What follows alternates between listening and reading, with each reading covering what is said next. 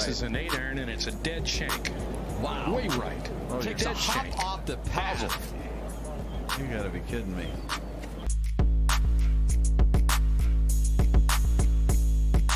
Very tough pitch shot right here. You got to hit it into the hill. One hop up and bite, and it's in. Kind of like that.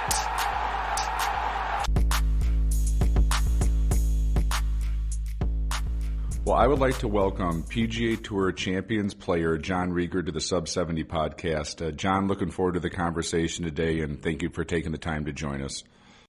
Absolutely, Jason. I appreciate you having me on your show today.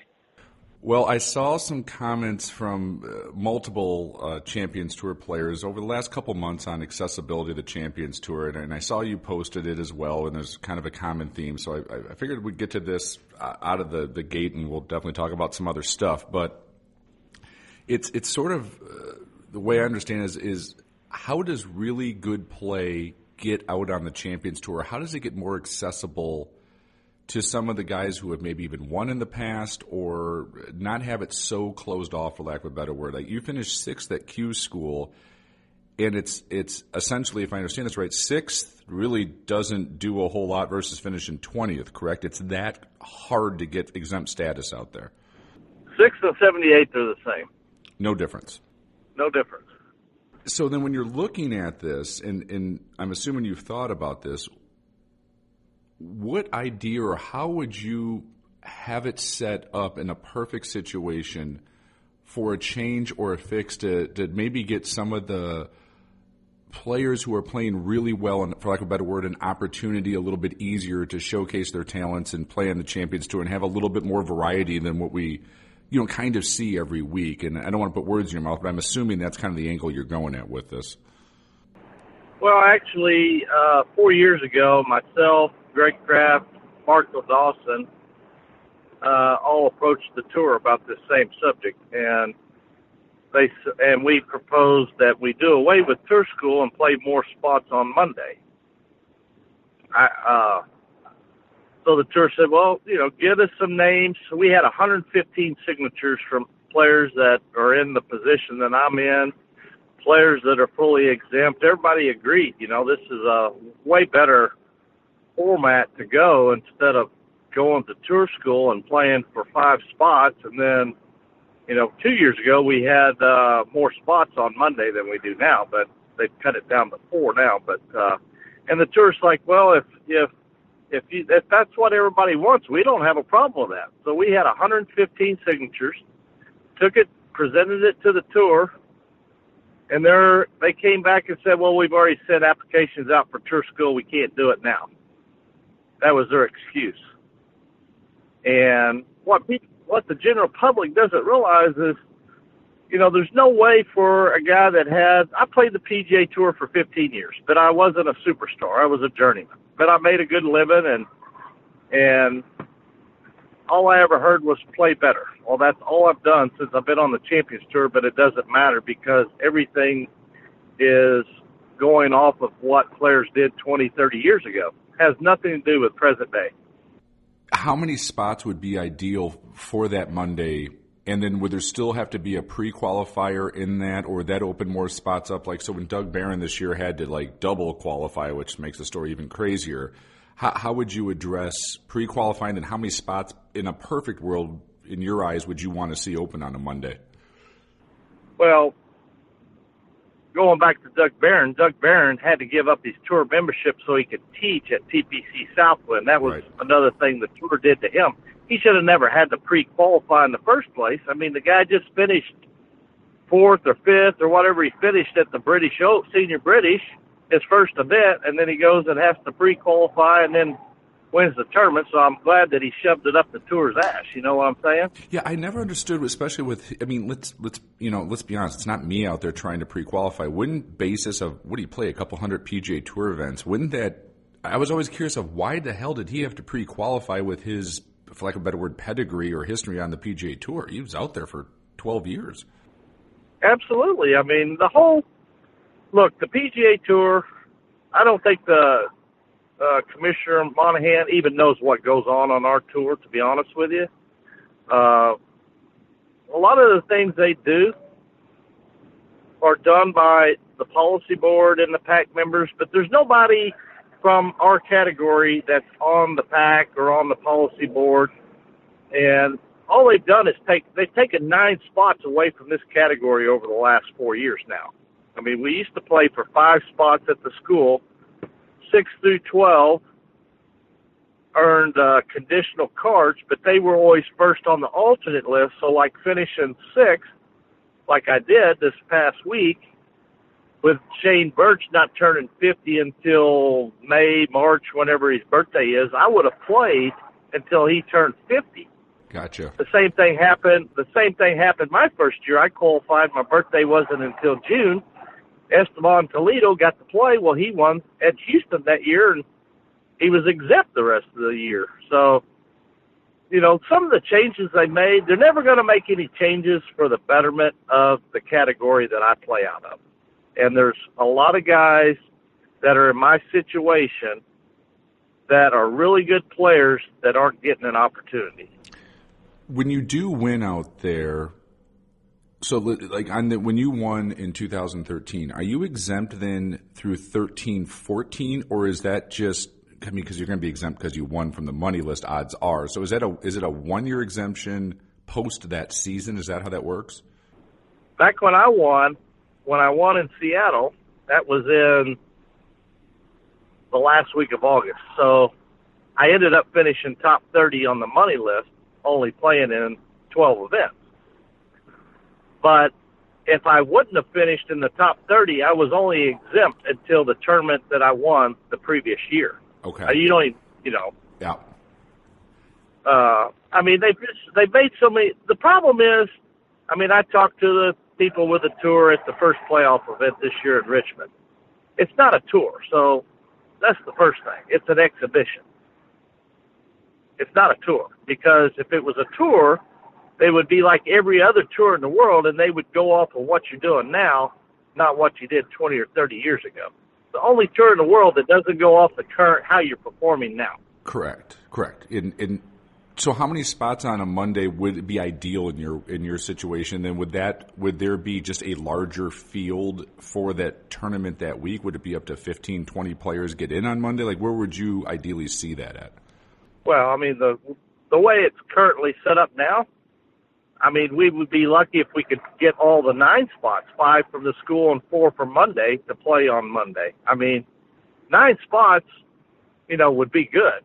You know, if the guy has never played on the PGA Tour, the Champions Tour, the Korn Ferry Tour, those are the guys you send to a qualifying school, have those qualify and take the top whatever, 25, 30, it doesn't matter, and let them go to qualifying school in order to go to the Monday qualifier. Yes. I don't care if there's 150 guys every week, as long as you have more spots. You know, the last 4 years, you know, I'm probably one of very few guys, I mean, outside of Doug Barron, who won, but I don't know anybody else that's even making money. I've played in 22 tournaments the last 4 years, and I've made $520,000. That's not even a full season. 22 events. Yeah, and I was actually this is in my notes, but your season you had is actually really damn good when I was looking at the stats and what you did. And you played like in 6 events, and you made the playoffs, correct? Or close to the playoffs. That's the second time I made the playoffs. The first year of the playoffs, I played in 7 events and made the playoffs that year in 2016. So twice in the last 4 years, I've made the playoffs, and everybody else is playing 15 to 20 something events.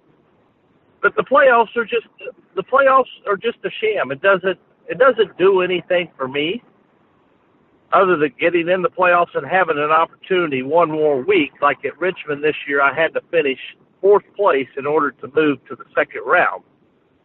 And if you finish top 54, you're going to get, you know, I would get in probably, if I'd have finished 54th, I probably would have got in 12 to 15 events maybe. I don't know how it's going to shake out, because everybody, you know, that they got all these categories and they just shuffle them around to get who they want into the tournament. So by finishing in the playoff run for this year and where you finished in Q school this year, you really didn't move up the list at all. Essentially, I'm thinking out loud here while I'm talking. So you didn't move up the list at all from those performances where you're going to have even 15 or 12 guaranteed starts next year. I think the only guaranteed start I have is probably the senior PGA because I finished 7th there, but I don't even know about that. But, no, I don't. Doing what I did this past season in that tour school got me 0. That's crazy. Nothing. You think there would be And some yet there's gonna tiered be- system on that? You really would, right? Like there is, okay, we're going to give you this category a reasonable amount. I mean, you finished 6th out of all those. I mean, if you ever just looked at the first stage of PGA Tour Champions qualifying school, there's recognizable names just through first stage. I mean, to run the gauntlet to get one of the 5 spots is, oh man, I mean, that's got to be the hardest. It's got to be the hardest tour in the world to get out on. I just find it, like, just from a golf fan standpoint, crazy how if you can finish, 6th through 15th, how they don't give those players who obviously are playing well opportunities for letting good play take care of their own things. 12 starts, 15 starts, a reasonable amount of starts to get some momentum and get into the tournament golf thing. Like for you to finish where you did on the money list, I know that's hard because it's hard to get a rhythm. It's hard, right? It's not the flow of like how you guys normally want to do it. So I also have to imagine random starts isn't the easiest thing in the world to do to build momentum and kind of get a good, solid overall season. Well, to put it into perspective, there's probably going to be about anywhere from 10 to 12 guys ahead of me on the alternate for next year on the alternate list that are going to get in tournaments that did not make the playoffs, did not go to tour school, they don't go to Monday qualify, but yet they're always going to be up there on the alternate list because of what they did in their career on the PGA Tour. I understand that, and I accept the fact that I have nothing against any of the players. It's just the system. But if you're not making an attempt to go and play, then why should a guy be on the alternate list ahead of a guy that is trying to play and goes to tour school, goes to Monday qualifiers, does everything, and then plays well when he gets in, and you get nothing? That would be like Michael Jordan deciding he wants to come out and start playing for the Charlotte Bobcats. Well, because of Michael Jordan, who he is, they would say, all right, that's fine. But he would play a half a dozen games and be like, I'm not competitive anymore. I'm going back and I'm going to be an owner. It's beyond me. These guys have nothing else better to do. That's all they've done. But they're getting handouts every year. And I'm not going to name names, but there's a lot of guys that have had handouts for a long time because of what they did years ago. And our tour is the only tour in the world, it's the only sport in the world that means more what you did years ago than what you're doing right now. That's the hardcore truth. What's your thoughts? And I've talked to Sean about this, and to be honest, this was ignorance on my side as well. I assumed if you won a major, he would at least get 1 or 2 years, when he turned 50 to go play. What do you think about a guy like that situation where he's won a major championship, played on tour a long time, he's struggling I saw he's at Q School, I think he's injured or something to that extent. He's trying. Do you think if you've won a major championship on the regular tour, there should be some more credence put into that to give him some starts as an example of something like that? Well, they used to have a category for that, but they did away with it.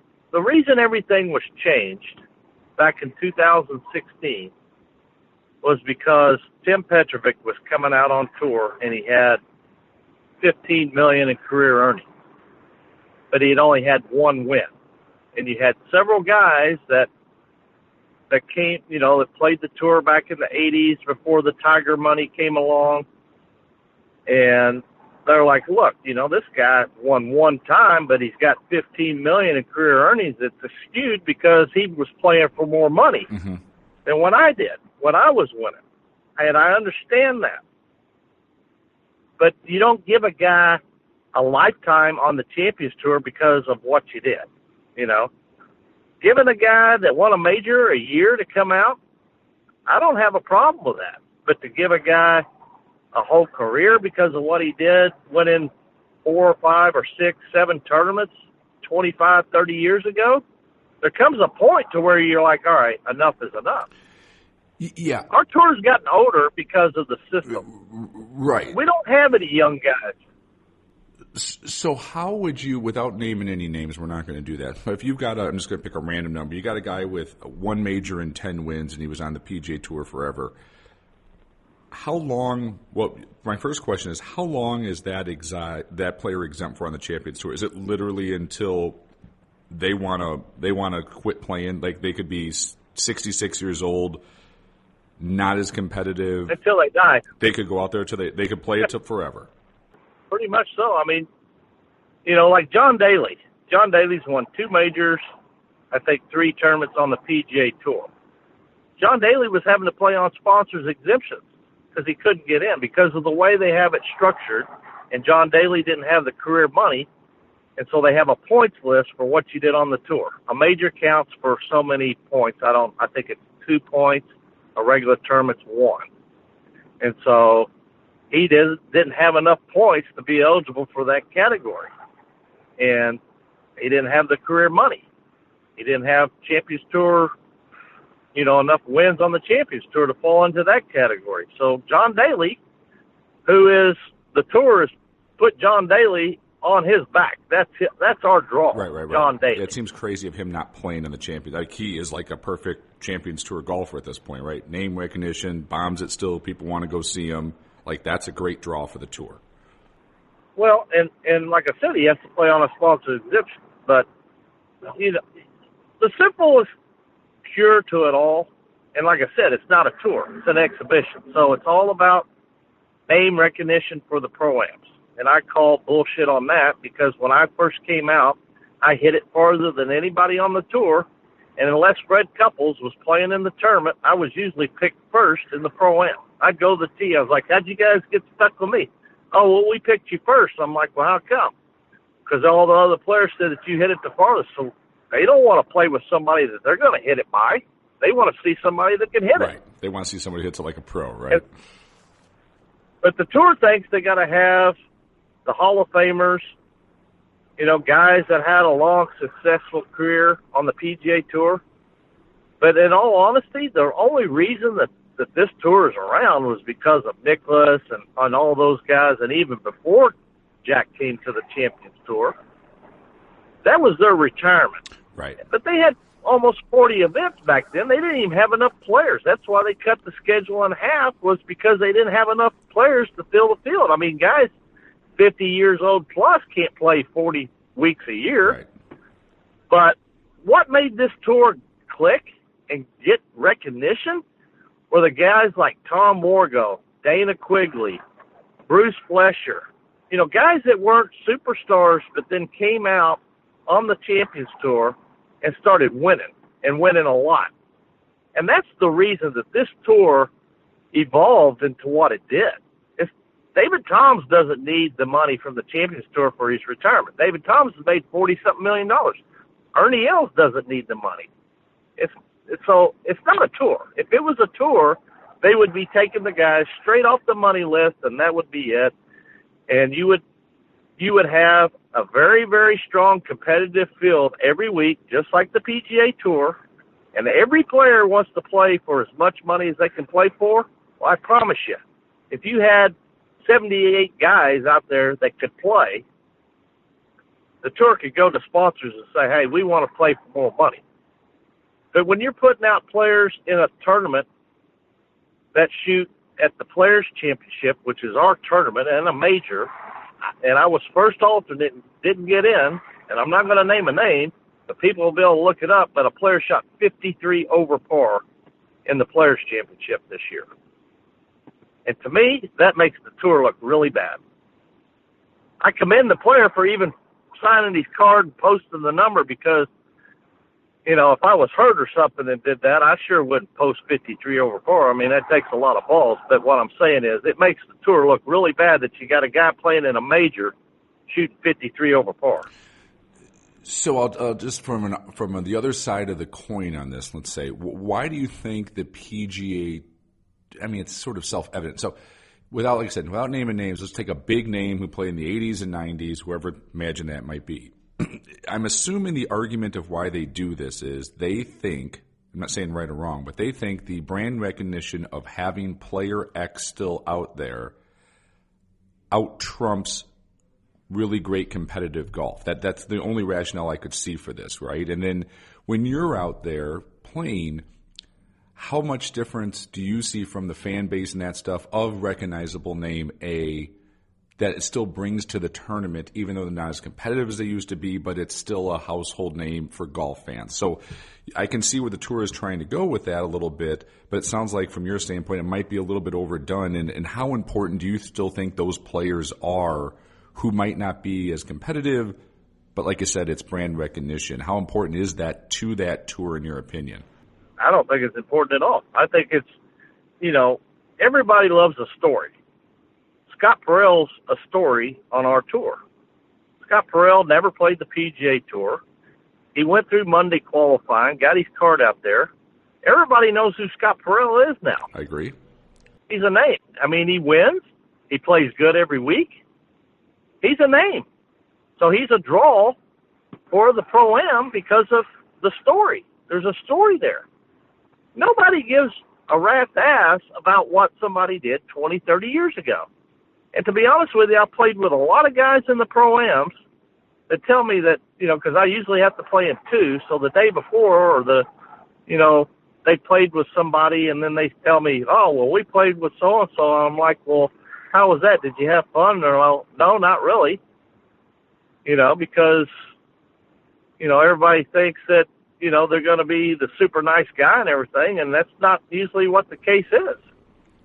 And then for that tour to work, I don't care what if you've won 50 majors, on that tour, I imagine you have to be user-friendly to the people that you're playing with in those Pro-Ams. I mean, that's just a part of that job. Well, the guys that are coming out now, the older guys that are in their 60s, they do a really good job. I've had issues out there. I've had a guy that complained that I didn't talk to him, which I really didn't, but I talked probably was one of the better Pro-Ams I had, but this guy was just, it's just me and him didn't clash at all. And I got written up because the guy wouldn't complain because I didn't entertain him. And yet it was probably one of the best Pro-Ams that I ever did. And we had a different commissioner back then, and I appealed it.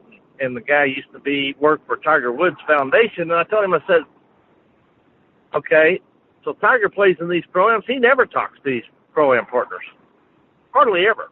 I mean, the guys on tour hardly ever interact with their amateur partners because they're on the PGA Tour. They're a superstar, and these guys are just happy to be walking down the fairway and getting to watch them. Right.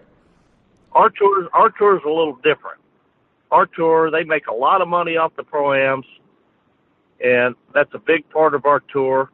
And so we have to entertain the guys. But the guys that are coming out now, they've made so much money, and you're going to tell them that they got to go play in two Pro-Ams.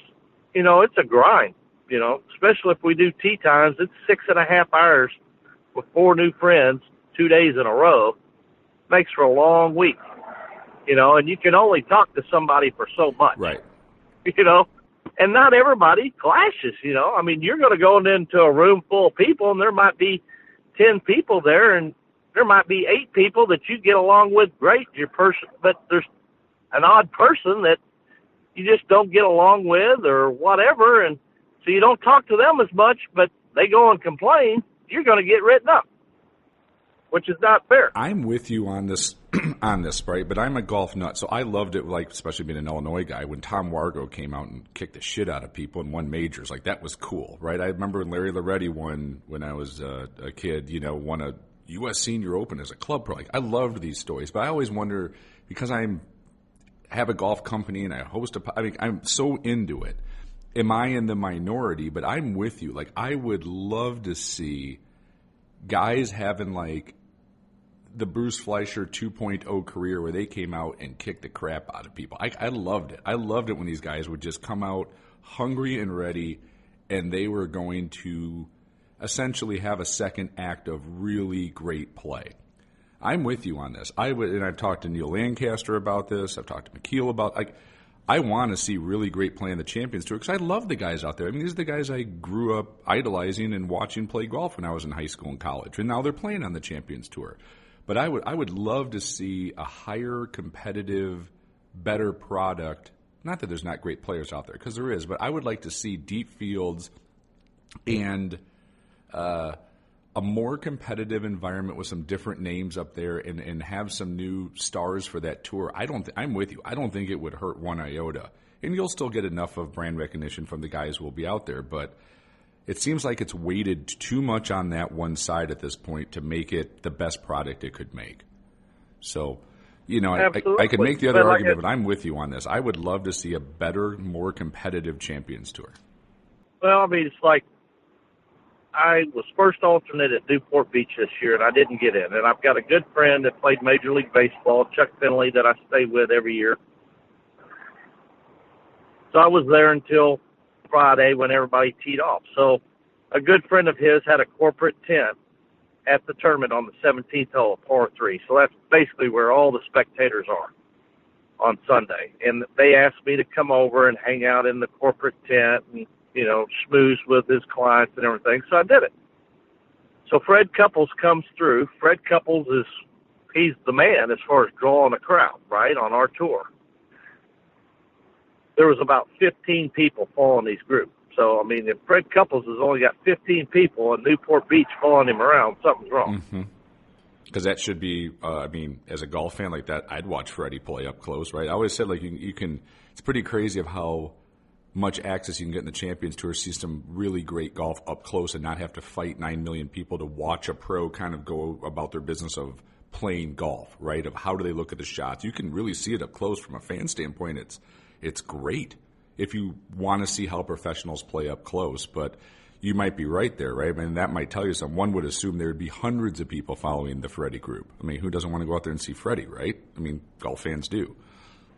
Yeah, I mean, it's just, I've played with Daly a few times. I played with him at Boca the first tournament of the year this year. And, we probably had the biggest group of anybody the day that I played with him. They're not, you don't have hordes of people following Bernhard Langer around. I mean, when I first came out, this is my 7th year now, which is hard to believe. It seems like yesterday I was just starting, but, everybody kind of got tired of Bernhard winning all the time.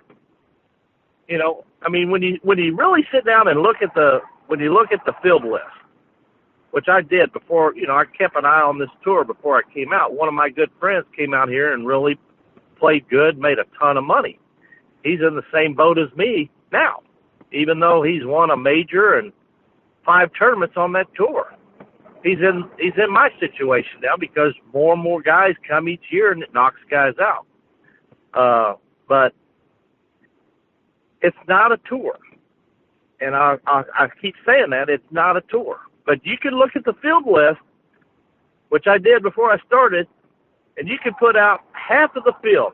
All right, they have no chance at all of winning the golf tournament. None. Then you take the other half. All right, well, then half of those guys probably aren't going to have their A game, that week. So now you've cut it down. There's only about 12 to 15 guys each week that can even win. Well, I believe that. Yeah, the evidence is kind of there. It's, like I said, that's what I had Doug Barron on the podcast and talked. That's the best story of the year, in my opinion, on the Champions Tour. That's my favorite story. Yeah. Well, like I said, I think with what the tour did to him, making him have to go pre-qualify, like I said, it's the best story out there. I agree. Well, I want to get to your win on the Champions Tour. Big moment, it's you had some big names chasing you. Looking back at that, what's that victory mean to you, and what's sort of your memories of that week and kind of getting it done on Sunday when the pressure was on? Well, looking back on it now, it didn't do anything for me. But at the time, it was probably, I've won everywhere around the world on every tour except for the PGA Tour. So it was a big moment at the time. Looking back on it now, it didn't mean anything. I can't even get a sponsor's exemption at that tournament. I've needed an exemption there the last 4 years, and the first 2 years I couldn't even get the tournament director to return a call or even send me a respond to my letter. So that kind of shows you how our tour runs. That's how it is. And as far as that day going against, those guys kicked my butt for 15 years out on the PGA Tour. My game has gotten better every year, and currently my game right now is probably better than it's ever been. I'm pretty fortunate. I'm tall, thin, athletic. I haven't really lost any distance. I can still fly at 290. When I first came out, I could fly at 300, but 290 at 56 is pretty good. So that'll work. But my whole game is better across the board. I mean, that's why it was very frustrating that I didn't make it at the school, because I know how I'm playing, and I feel like, I'd have made over $1 million next year. It's not about the money. I'm very competitive. I mean, the money's just a luxury that comes with it. And when I had the opportunity to win in Seattle, I was playing with Bernhard and Tom Lehman. And, that year when I came out in June, Bernhard played in the last group on Sunday every tournament. So I don't even know how many times he won that year, but, I mean, he played unbelievable that year. And I knew that he was going to make a run at me, which he did, and I just kind of was plodding my way around. And then he kind of faltered a little bit on, like, the 13th or 14th hole, and I took advantage of it. And then John Cook was playing well ahead of me, and Billy Ray Brown kept saying, oh, well, Cookie just birdied 16, and then Cookie just birdied 18, and he was a couple holes ahead of me. So every time he told me that, I made a birdie. And I didn't, look, there's no pressure when you win in a golf tournament. The only pressure is self-inflicted, in my opinion. I mean, it's not like they're going to run over and tackle me or throw it at my head or something like that, I mean, the pressure is put on from within. And I was calm.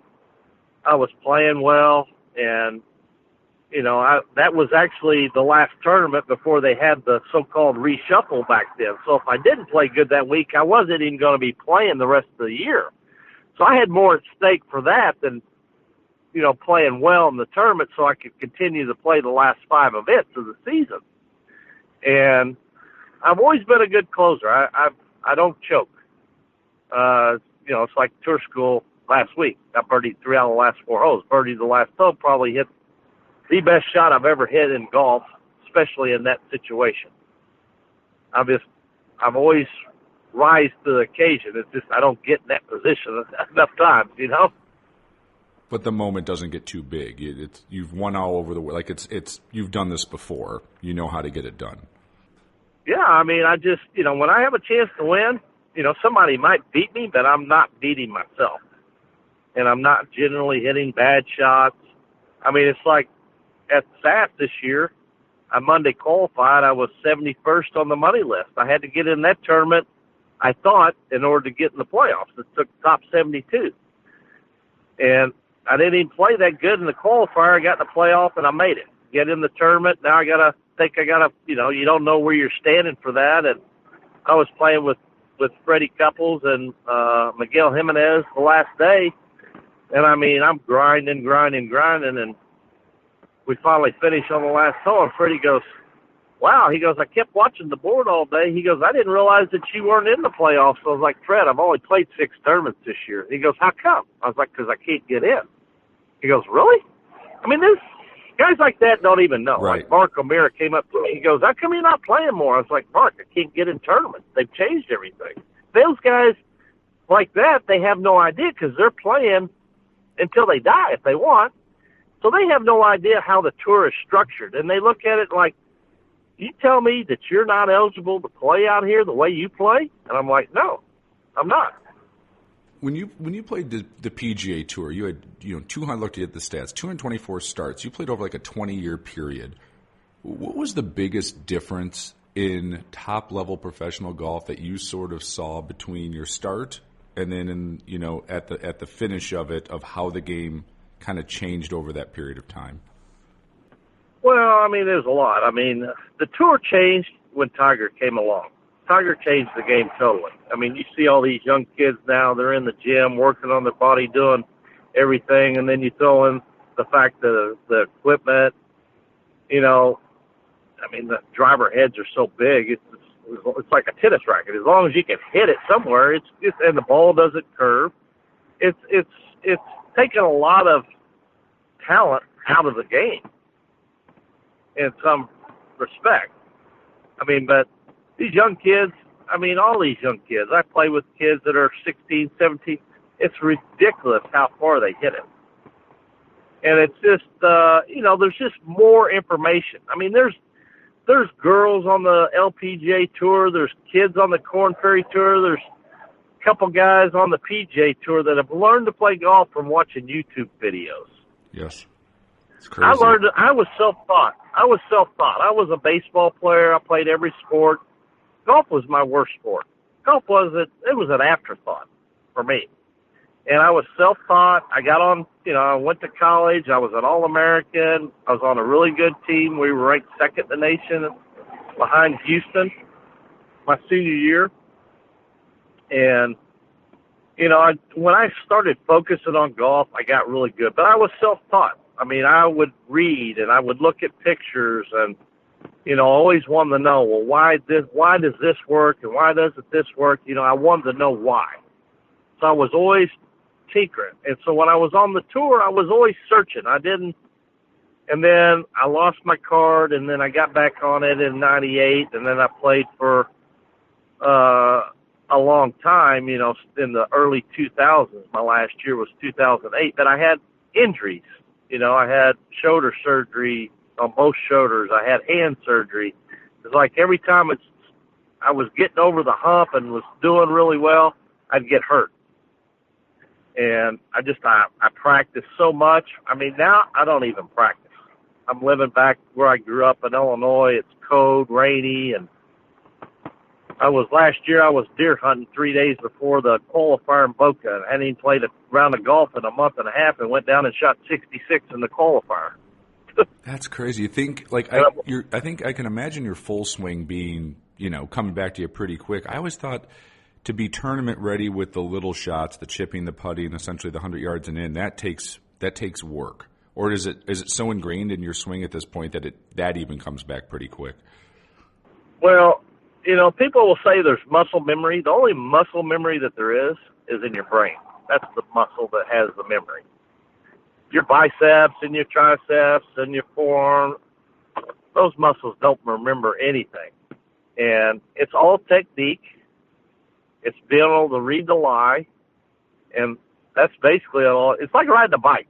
The golf swing, I've broken the golf swing down over all these years, and I'm teaching a few guys on tour right now, and I can help a 20 handicap or I can help a tour. I mean, obviously tour players are harder to work with, but they're also easier to work with. But the improvements are so minimal that it takes a little longer for it to click. But honestly, the golf swing is so easy, it's hard.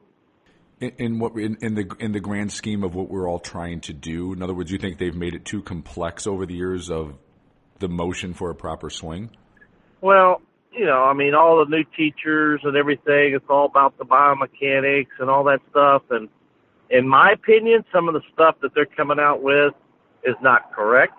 But these guys that are coming up with this stuff are doctors and scientists, and they're way smarter than I am when it comes to stuff like that. So it's kind of be hard for me to argue my case. But I can teach it, and I can do it, so I must know something. Those guys that are trying to teach, they can't play. Well, and it's an interesting point you made, because I had Bradley Hughes on the podcast, and this is a little bit before. What's his name? Just won almost 3 in a row. Brendan Todd, you know, and he was talking about he really thinks the best teachers when you're teaching pros. You know, Bradley Hughes played around the world, was on a President's Cup team. He's a world-class player.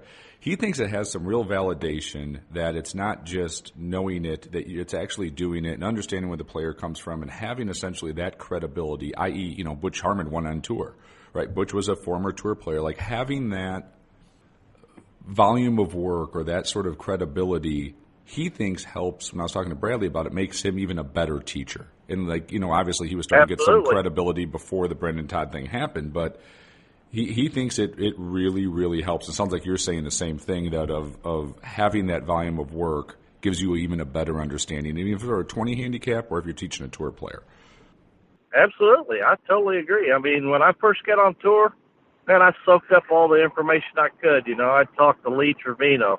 I mean, who would you rather listen to? Some guy that's never hit a golf shot or made a putt for $100,000, or would you rather talk to somebody that's done it, been there? Yep. I mean, you can, and the amazing thing with golf is you can always learn something from somebody if you know what to look for. That's the interesting thing. There's a lot of teachers out there, and I'm friends with a lot of them. I've worked with a lot of those guys in the past. I don't work with them now. It's easy for them to sit there and look at video and look at numbers and everything like that. But the difference, I think, that a player or somebody that played, everything in golf is situational. What shot you're hitting or, right. What you're thinking. And, those guys don't know what it feels like like the shot I hit on the last tour school. Those guys have no clue what it's like to have 186 over water, the pin 5 left from water, 193 to the hole into the wind, and you got to make birdie. Now, I wasn't thinking golf swing, all right? Right. I wasn't thinking, I wasn't trying to get it into a position or anything, and, it's one of the best shots that I've ever hit for the situation. And I knew I had to do it. Now, some people would say, well, you had nothing to lose, so, yeah, that shot's a lot easier. Well, no, it's not, because if I don't make birdie, I have no chance. Right. And I did make birdie, so obviously, the pressure I put on myself was tremendous in that situation. And as a player, becoming a teacher, that's what Butch brought to the table to everybody. I know Butch really well. I lived in Vegas for 20-something years, and before that I lived in Houston, and Butch was in Houston at Lochinvar. I've known Butch for a better part of 30 years. And that's what Butch brought to the table, especially when Tiger came along and then when they split up. And you're going to tell me that a young kid that, even though he was an All-American in college, coming out on tour, and Butch Harmon's going to work with you, and he walks up and says, man, you're swinging at it great. How come you're not winning out here? You know what kind of confidence that gives a young kid when Butch Harmon says, man, your swing is great. I've seen it take 3 players that are superstars now to a different level just by Butch saying that. It's not like their golf swing changed. Well, I've often wondered how much of Butch's thing is just playing psychologist too, right? Of giving players confidence and just being around him and everything he's seen and the advice he can give, right? Because he certainly has a wide variety of players with a wide variety of different swings. He always seems to get the best out of them without changing a ton of stuff. He kind of tightens stuff up a little bit, it seems like. But boy, there must be a lot of, well, you would know more than I would be, but there has to be a lot of really good. He's a hell of a coach, and I mean a coach from a psychological standpoint too. It has to be to keep getting all this out of these players. 99%. And it doesn't help. It doesn't help that you're working with some of the best players in the world on top of it. I mean, anybody would, it'd be like me teaching you, and you go out and you start dominating the tour. I'd be the best teacher in the world. Right. But don't place your bet on that one. But it didn't hurt the fact that he worked with Greg Norman, and then Tiger Woods started working with him because Greg Norman was number 1 in the world. And, the work that him and Tiger put in and the way Tiger swung at it in 2000, there will never, ever, ever be anybody duplicate what Tiger Woods did in the year 2000. It's the best golf swing I ever saw for power and accuracy. I can't think of one any better. It was, I was shocked when he changed it, but I always thought that year that golf swing was the best combination of accuracy and power I've ever seen in one golfer. It was what was he hitting, 70-some% of the fairways and then averaging 300 yards back then? It's insane. with that equipment. It was that accurate and that long. Yeah, I mean, like I said, and Butch works with the best, but boy, he from talking to the guys and stuff, he seems to get a lot out of them, and there's something in that sauce he's working with there. That's for sure. Absolutely.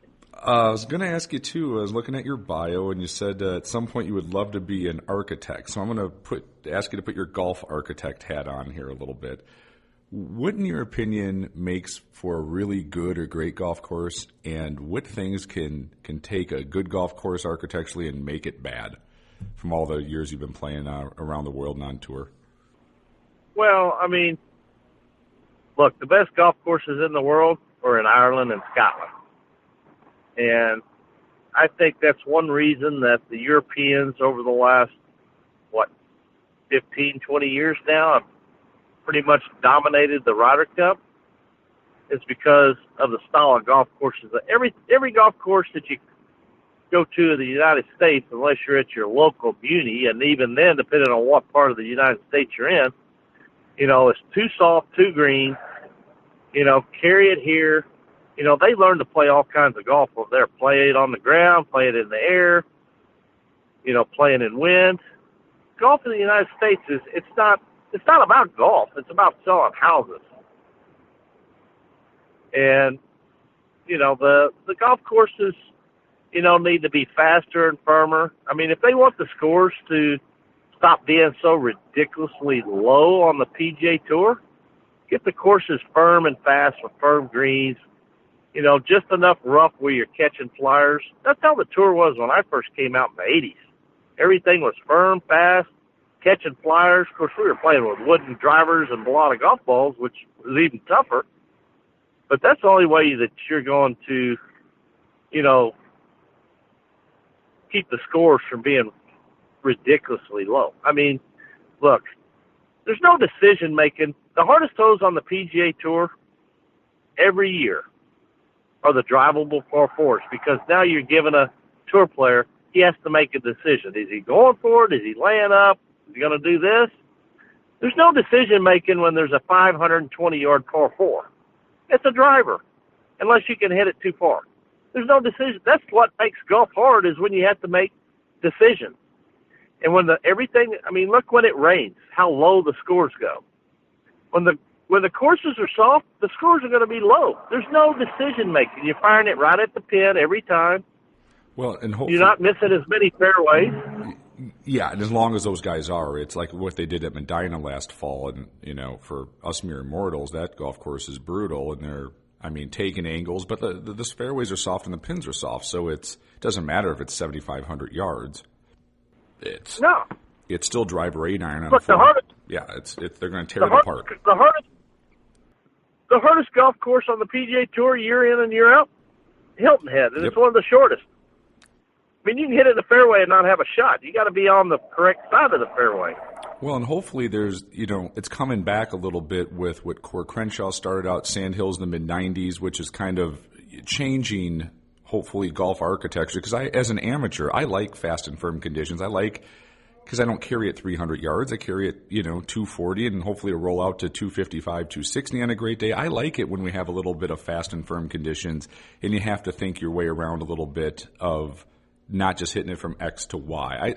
I think a lot of amateur golfers like that ability to have a little bit of speed in the fairway and, a little brown on your golf course. You're speaking my language. Like I love how traditional golf courses can have a little bit more width then with that and give you a little bit different angles versus just playing soft green, hit it to here, hit it to here. I think, especially like at your home course where you're playing it a lot, having those different options where wind or fast firm conditions can kind of make you think about some different golf shots versus the same way of doing it all the time. I hope the trend line keeps continuing to kind of bring a little bit more of the golden architecture design philosophies into golf or back into golf. I think it's better for everybody. Well, the one thing that I would change, and Lee Trevino said it best, because I could make a fortune if I followed Arnie and Jack around and started up a green construction company, because the greens that they design these days are just ridiculous. I don't understand the fact of why, they can make a golf hole and do whatever, but, cut down on the time it takes to manicure a golf course, have smaller greens. I mean, you go look at all the old school golf courses, most of them have small greens. Mm-hmm. You know, and you walk off the green, you're on the next tee in 10 steps. Most modern golf courses, you walk off the green, you ride in the cart for a quarter mile to get to the next tee. It's all about selling homes. Right. No, But, it's you know, I'm sorry, go ahead. I was fortunate to grow up where I grew up. You know, two of my best friends, we've all played professionally for 30-plus years, Kenny Perry and Russ Cochran. The three of us grew up at a municipal golf course in Paducah, Kentucky called Paxton Park. Firm, fast, good Bermuda greens, but as a kid, we grew up learning to hit all kinds of shots. And obviously, there was something there because to have three guys from such a small town and a municipal golf course play professional golf for that long was pretty amazing, really. And there's a lot of other good players that are coming out of here now. I went brain dead. She won the women's U.S. Amateur. She's from here. She won the NCAA tournament at Alabama. I just went brain dead. I can't think of her name. I can picture her face. She's playing on the LPGA tour now. And there's a couple of young guys playing the Korn Ferry Tour, and Russ Cochran's nephews was playing out there, and then his son. But, you know, there's something to be said. Like, Bob Friend is a good friend of mine, and he grew up playing at Oakmont there in Pittsburgh. And I remember him telling me a story. He said he went off to college, and he's playing in his first college tournament. He had it 4 under par through 6 holes. He goes, I'd never been 4 under par in my entire life. Well, he goes, I didn't know what to do. Yeah, well, you're playing that thing every day. I mean, as a kid growing up on something like that versus most tour players aren't from country clubs. They come from unis or something like that because, you know, you learn to play a lot of different shots. When you grow up on a lush, you know, pristine country club, you're not learning to play all the shots. I mean, because every place, you know, you go play overseas and you go play in the Philippines. I played a course in the Philippines called Whack Whack that was 6,500 yards, and the course record was 69. They played the World Cup there back in the day, and Seve Ballesteros shot 85. Oh my it God. had the gnarliest grass and the grainiest greens that sloped from back to front. And if you got it above the hole, you could put it off the green. If you were below the hole, you couldn't get it within 5 foot of the hole. I mean, it was just the craziest golf course, and it was like playing in the middle of a cow pasture. Wow, that's interesting. That would force a lot of people to the bar quickly, I'm guessing, post round on that one. Holy cow, would that be frustrating? Is that short in the course record, 69? Holy Christ. And I played a tournament there on the Asian Tour, and 1 under par won the golf tournament. And it's the shortest, easiest golf course you've ever seen, but the worst condition and the craziest greens you've ever seen. It's like they had 4 different types of grass on the greens. And couldn't have been a better name for a golf course called Whack Whack. So W-A-K, W-A-K. Well, yeah, like I said, that would I can't imagine the frustration of the best players in the world on something like that. They got to be shaking their heads afterwards of how the hell did I just shoot 77 on 6,500 yards, right? Like, that can't happen yet. Bingo. I want to say back in his prime, Lanny Watkins represented the U.S. I want to say Lanny Watkins. Now, don't quote me, but I want to say he shot 86. Oh my God. Well, that shows like you don't have to have a massive length. Now, as far as golf courses are concerned, I mean, there's some good architects out there right now. That Gil Hance, I think, does a great job. Cord Crenshaw. I like a lot of stuff Peter Jacobson and Jim Hardy have done. They did that golf course down there in Houston where the Houston Open used to be played at Redstone, and that was a heck of a golf course.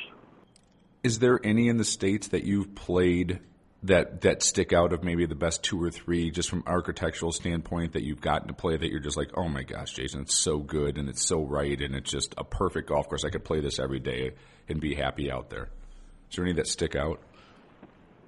There's actually a couple. I mean, obviously, you know, everybody says Pebble Beach. You know, Pine Valley's amazing. There's a golf course in Florida that I could play it every day. It's called Pine Tree. It's in Boynton Beach, Florida. And there's a plaque on the first tee Hogan said the best flat golf course in America. It's dead flat. The greens are pushed up. It's 7,700 yards down in Florida, and it's right by the ocean. The wind blows. It is one of the hardest golf courses you'll ever play from the tips. I went over and played it one year. A buddy of mine was a member there, and Kenny and Russ and I and our buddy was from our hometown, so we went over and played with him. And I promise you, I probably didn't break 82.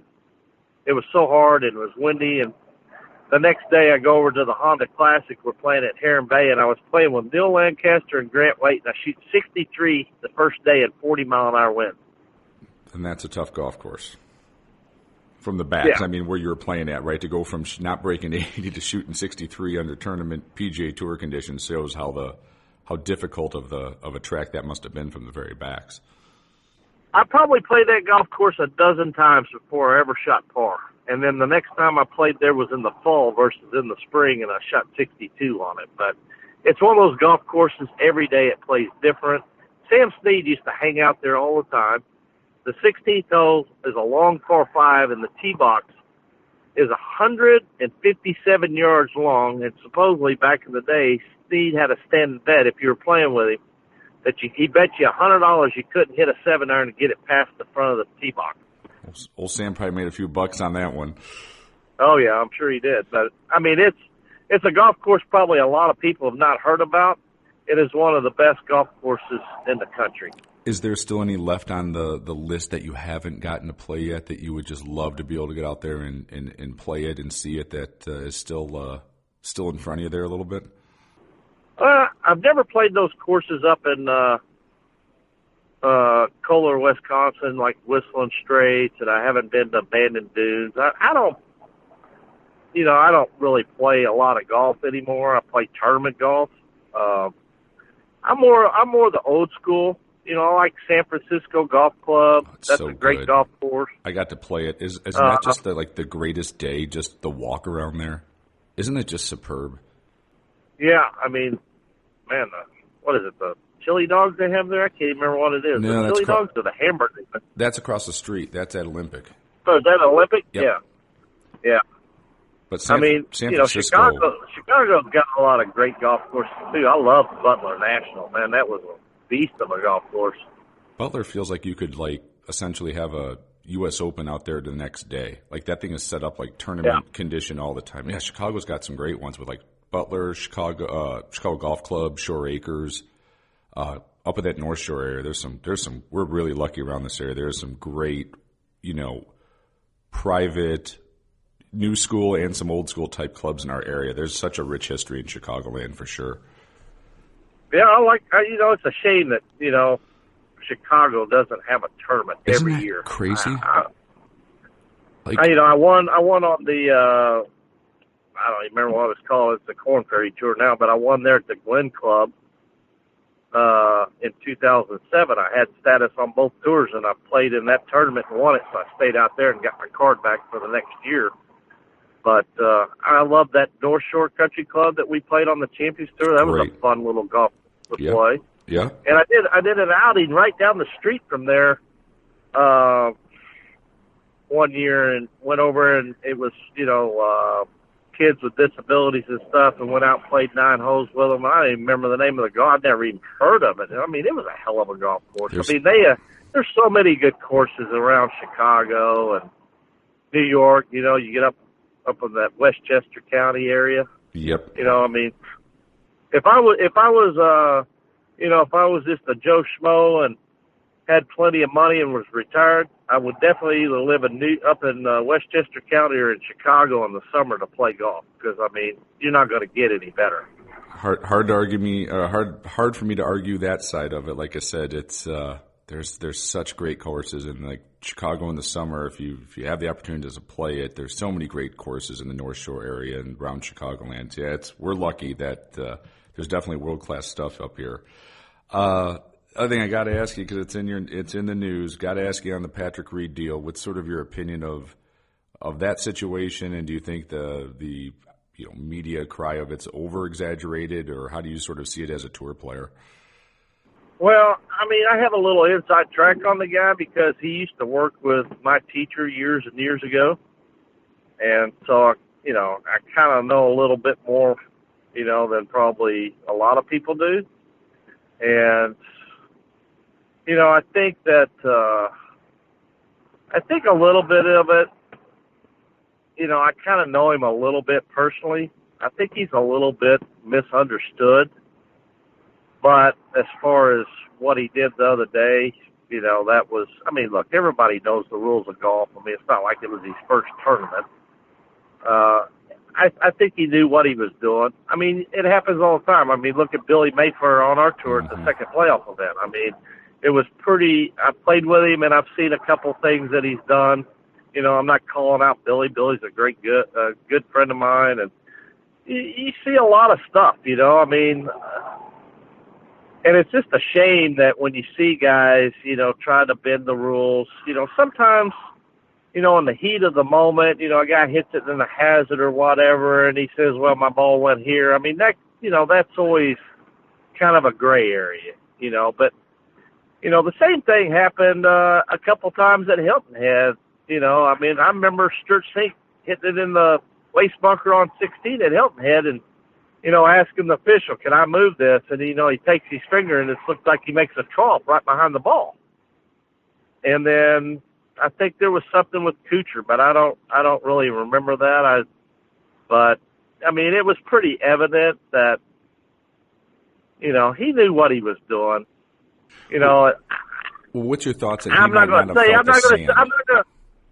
you can't feel the sand. It's so light down there beach-wise. You can be focusing on the lie, and you're kind of trying to get the feel for the shot. And this is my question, like as a follow-up to this, as taking the other side of this, as a pro, do you think you would feel that sand hit the club, or do you think it's also plausible that in the moment, no.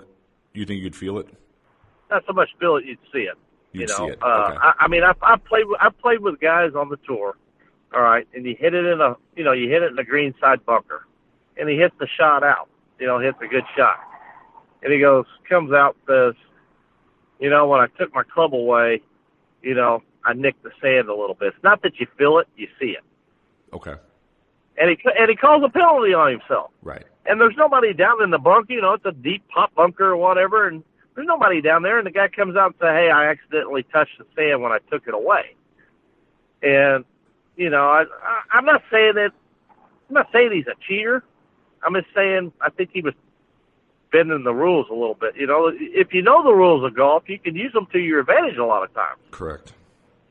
But I think that he knows the rule, and I think that, he was in the heat of the moment or whatever, and, he kind of takes that little practice swing a lot of the times anyway. I saw a video that I guess he did the same thing a few years ago, and the video was a little grainy and he couldn't really see it, but I guess he did it at the same tournament a few years ago. Correct. Yeah. With that same little motion, those little practice swings, right? So.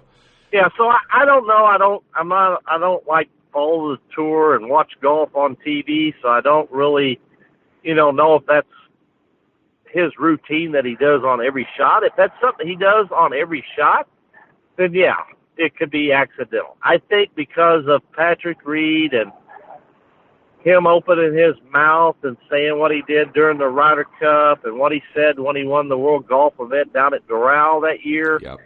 I think that, having it been somebody else, it might not have been called. I think once you're labeled with a certain stigma out on tour that's going to follow you, I've got a stigma out there, same thing, because I speak my mind. It's like what I'm telling you today about the tour. I'm sure that they're not going to like hearing what I have to say and let the cat out of the bag how things are run. But you know what? That's just how it is. And I don't hold back, and it's got me in trouble with the tours more than once. Well, it makes for a great podcast, though, Pro. That's why I called you. This is perfect, right? Like, I knew we could kind of, because like I said, this whole thing I was hearing it more and more than ever. I'm like, all right, let's have this conversation because I think it's an interesting topic. So like I said, I appreciate your honesty and your opinions. That's the best part of having these conversations. Well, there's a bunch of us, we sit around and talk, the guys that are affected, look, if we say this is how it should be, it's not affecting anybody else that's already eligible to play out there. It's only affected the one category, and if all those guys want the same thing, why not change it? It's just making everything better. I agree. And like I would always argue that the best players who've been great, let's say it's the guys who are exempt for life, right? Now, they're still competitors, right? They were really good for a really long period of time. You think they'd want the competition? I'd want the best, right? Give it to me. Like, who's somebody who's hot? Let's do it. Let's play.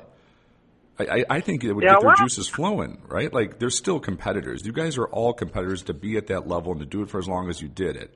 I would have to imagine when you played against Longer and that final day and you knew he was coming, you cherished that. You wanted it, right? You wanted to see what the best had, and let's just see where the chips fall.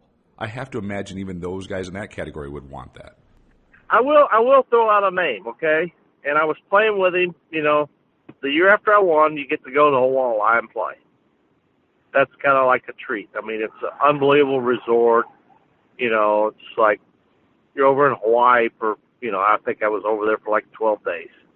So I'm playing with Peter Jacobson, and we get up on the second hole. And I was like, Jake, how old are you now, Jake? And he's like, I think he told me, I want to say that he was 60. Might have been 61, but I don't want to make him too old. But, he was, he hadn't been playing for a while, but he got an exemption to play in that tournament, I think, because he'd won a major on the Champions Tour. And I said, well, how long are you going to play? And he said, well, I'm going to keep playing as long as I feel like I'm, competitive out here, I'm going to keep playing. So we get around to the ninth hole. And it's a 440-yard par 4, just a slight dog leg to the left and into the wind. And, back then I was still pumping it out there pretty good. And I hit one and hit it, I hit it through the wind. I hit it like probably about 320. The fairways were fast, but still I got it out there about 320. And I've got 8-iron into the green, and he's back there hitting 3-wood. And I told my caddy, I was like, I wonder what part of competitive he doesn't understand. Yeah, right. I mean, there's a point where it'd be very He's not going to beat me hitting 3-wood right. He's not going to beat me hitting 3-woods in the par 4s when I'm hitting 8-irons. Right. And I get done with the round, and I'd shot 65 or 66 that day, and so I'm inside the locker room. They got a really cool little place for us there to hang out, and Curtis Strange comes walking in. He goes, what the hell did you do to Jake today? I was like, what are you talking about? He goes, he's down there on the range hitting balls, and he goes, he's not stopped talking about. He goes, you're the next Bernhard Langer out here on this tour. And I'll never forget that because he's like, yeah, as long as I feel like I'm still competitive out here, I'm going to keep playing. And I'm thinking, you're not very competitive when I'm 100 yards by you off the tee. No, it's and right. So then the question is, then that's what you're saying. It's more of it's not a tour. It's more of an exhibition because if a guy is 60-some years old and getting driven by the guys who are 50 by even 50, 60 yards, in the long run that's just not going to work. What is it? What is the tour then? Right? Is that then half nostalgia that people are out there watching a guy who realistically can't probably win, right? And then is that what the tour is? Is that what it's supposed to be, or is that not what it's supposed to be? Like I don't know. I think that's maybe the crux of where the Champions Tour is at. Well, like I said, it's not a tour.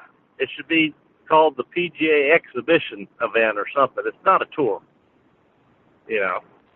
I mean, when it becomes a tour is when they start taking the best players every week. Then it'll be a tour. Until then, it's an exhibition. I hope they get there. I hope your plan. I hope more spots open. Like I said, I do. I really want to see.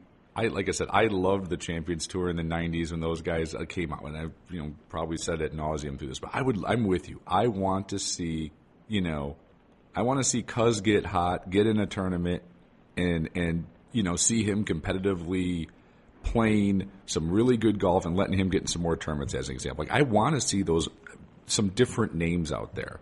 And if you're playing good and you get in, it would be fun to watch those guys who I grew up watching on the PGA Tour as well, right?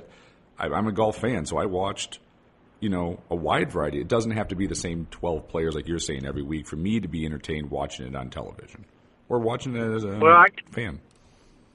I hate to bust your bubble, but in 2 years, this is what's going to happen. every player is going to have their own tournament. Jerry Kelly's the host of the tournament in Tucson. Steve Stricker has his tournament. Jim Furyk's going to have his tournament.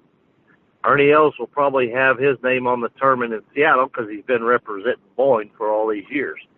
Mickelson's getting ready to turn 50.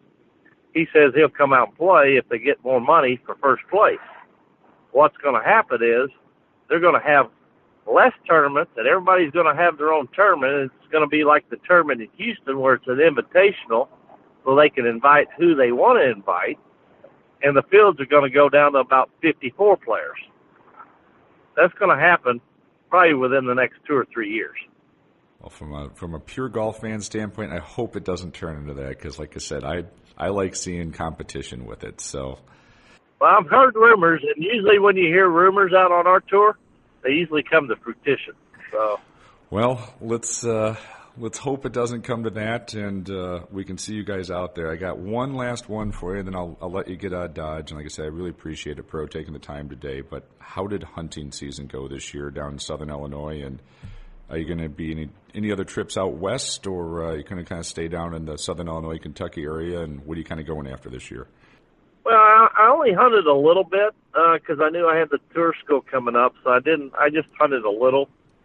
I've got a few big deer that I'm hunting right now, and my hunting season really starts now, so I'll probably pretty much hunt every day until the end of the season, which is, I don't know, sometime around January the 20th usually, so I'm just hoping we get some snow here pretty soon. It's 31 degrees here right now, but, all I do this time of year is hunt and play pool, so no golf for me. Oh, I was going to ask you that, too. Sorry, there's one final one. You got to play with did you say it was, we were texting yesterday, the number 2 billiards player in the world? And what is that like to see up close is it just literally stupid good at it? I've never played with a billiards player of that, even close to a level like that. What's that like to watch up close? Well, growing up here in the little town that I'm from, Buddy Hall, one of the best pool players of all time. He's from here. I'm sitting out in front of the pool room right now, Sully's Billiards here in Metropolis. Probably some of the best pool players, any action you want, any time, any day of the week. Buddy Hall's in here every day.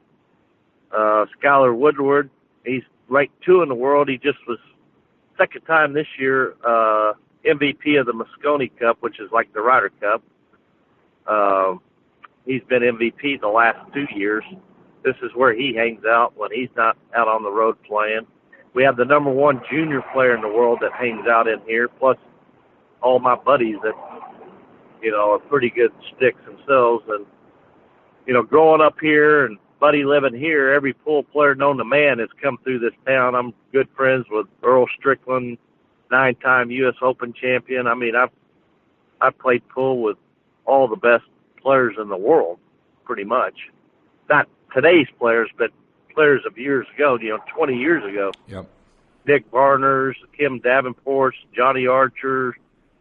They used to have a big tournament just north here in Johnson City, and that was the biggest pool tournament anywhere in the world. Minnesota Fast, all those guys. A lot of characters. But is to watch it up close, is the skill set sort of like the difference between a good amateur zero handicap golfer and guys like you on tour? Is it just a night and day difference of a really good player versus seeing it up close and how good those guys truly are?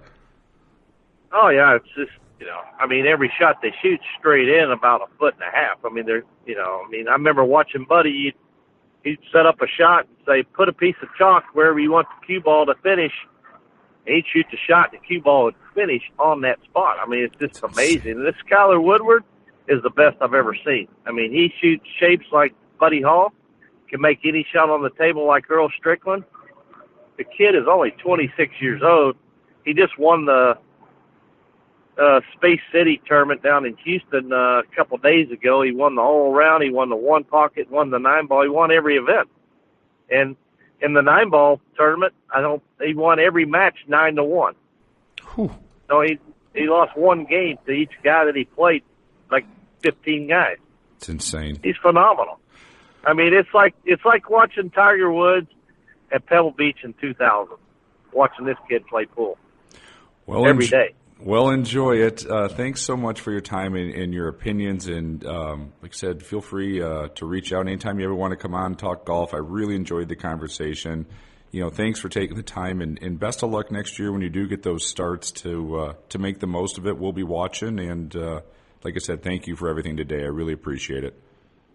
I appreciate you having me on. I think next time, if you want the best show you'll ever have, you get Neil and me on at the same time. Be the best show you'll ever have. We've been talking about doing a radio show together, and you talk about funny and just talking off the cuff and a lot of different subjects between me and him, all the stories we got. Oh, my crazy. God. I loved having Cuz on. It was one of my, I think we were up to like 90-some podcasts. I've talked to tour players and guys in the industry, and Cuz was one of my favorites. Like, first off, he's just a super nice human being to get to know him a little bit, but his stories and just his delivery of them, like, it was legendary. Like, I could have talked to him for 3 hours. He was great. So that would be a fantastic podcast. So I'm all in on that one. Yeah, you'd have to get us both on there and just come at it off the cuff, and I'm telling you, we'd have you laughing. You'd be rolling on the floor, and all your viewers would be laughing. There would be some classics in that one. So, yeah, we might have to do that one, though, if you guys are both in a Champions Tour event at the same time, or pipe it down. I would love to do that one in person at some point just to get the vibe of the stories, and kind of, it's always better sitting around with a beer, letting the guys go than it is over a phone or whatnot. But if we could ever make it work, I'd be completely in on having both of you on. It'd be perfect. So thanks again for everything, and I appreciate it.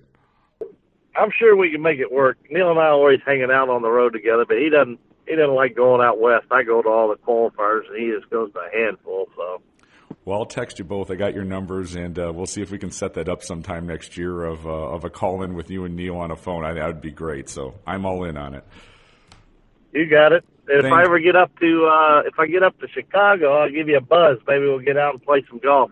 Yeah, let me know. I can set something up. I kind of know quite a few people, and I'm sure like you do as well, so we can get on somewhere good and go tee it up. I would love that. It'd be fantastic. All right, awesome, Jason. Thanks, Pro. I appreciate it. You got it. Have a great holiday. You too.